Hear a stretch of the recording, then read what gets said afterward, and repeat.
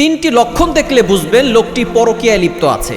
আমাদের সমাজে বর্তমানে এই পরকীয়া এমনভাবে বেড়ে গেছে যে স্বামী স্ত্রীকে রেখে এবং স্ত্রী স্বামীকে রেখে এই হারাম কাজের সাথে জড়িত হয়ে যাচ্ছে। নবীজি সাল্লাল্লাহু আলাইহি ওয়াসাল্লাম জানিয়ে দিয়েছেন, যারা হারাম সম্পর্কে থাকে তাদের এই দুনিয়াতেই তিনটা শাস্তি হয়।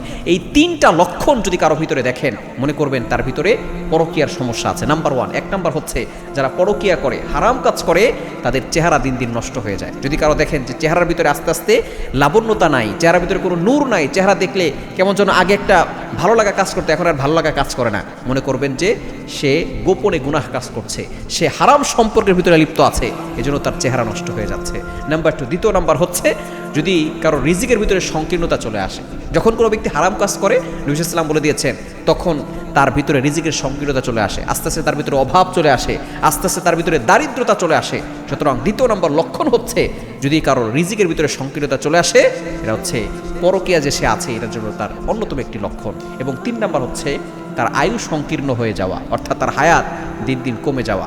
কিছু কিছু কাজ এমন আছে, হযরত আলী রাদিয়াল্লাহু তাআলা আমাদেরকে জানিয়ে দিয়েছেন, যে নবী সাল্লাল্লাহু আলাইহি ওয়াসাল্লাম বলে দিয়েছেন যে এমন কিছু কাজ আছে যার দ্বারা হায়াতের ভিতরে বরকত হয়, আবার এমন কিছু কাজ আছে যার দ্বারা হায়াত সংকীর্ণ হয়ে যায়, হায়াতের ভিতরে কোনো বরকত থাকে না। এজন্য আমরা হারাম কাজ থেকে দূরে সরে আসব।